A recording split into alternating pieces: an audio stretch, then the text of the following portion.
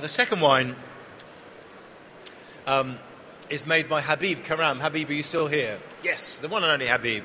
If any of you have flown to Beirut, or even all around the Middle East, actually, with Middle East Airlines, Habib is their senior pilot. He's not just any old pilot. And when we flew to Beirut, probably illegally, he allowed us to sit at the front of the plane and watch the plane land in Beirut. And Habib's wines have a sort of have an airline theme, if you like, an aeronautical theme, I suppose.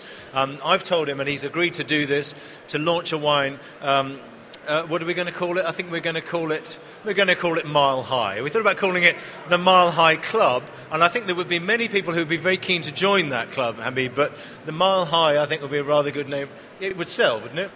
Just imagine, it would go down very well on the airline, I think.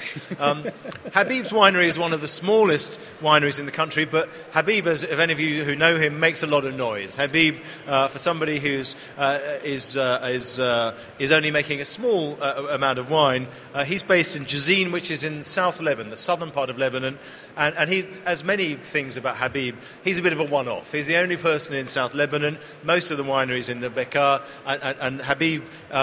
I think you believe it was your grandmother's farm originally, wasn't it? And he's planted, again, at altitude. If you go to his winery, it's an amazing vineyard at 1,400 metres, so higher than even the most of the Bekaa Valley. And Habib is picking about 6 weeks later than most of the industry. It's quite isolated as a place, and it was a former Roman garrison town where they used to store lots of gold there. The reason they stored gold there was it was so isolated that nobody could find it, probably. It's about probably an hour and a quarter's drive from downtown Beirut, or if you're Habib, about 25 minutes, basically, the way he drives. About 8 hectares of vines. Again, these French varieties, Cabernet, Cab Franc, Cinsault, Merlot, and on the whites, Sauvignon Blanc, Semillon, Muscat and Viognier.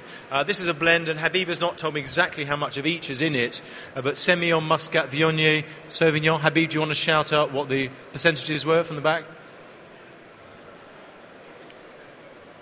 40% Viognier.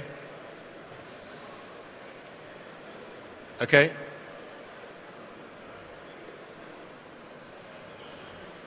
%20 Semillon and 10% Muscat, 30% Muscat, 10% Semillon, and 30% Sauvignon. Was that right? Yeah, okay, something like that anyway. But the dominant grape variety here is Viognier again. Okay, now Habib, again, that Lebanese ability to think outside the box, is planting Albarino, he's planting Touriga Nacional, and he's planting Graciano. So we're starting to see a move away, I think a good thing, from Bordeaux varieties, loosely termed, to more Mediterranean varieties, Spanish and Portuguese varieties. So I think that's good news. Right, the wine itself, quite low in alcohol, 12.5% alcohol. Remember, we're pretty high up here.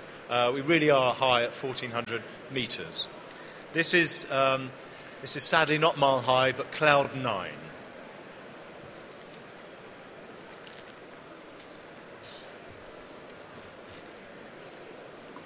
Again, no oak, and that's a fairly common theme. You don't find that many white wines in Lebanon which are oaked. More so on the Chardonnays, I would say, is the variety that's most likely to be oaked. Most of them, they're going for aromatics and freshness, and it's quite difficult to achieve, in a comparatively warm place. So the preservation of acidity is really what counts. So a bit of a one-off wine here. Again, Habib thinking unusually. If you do fly on the airline, say hello to him. He's sitting up the front, and he looks very splendid in his hat, sitting at the front of the plane.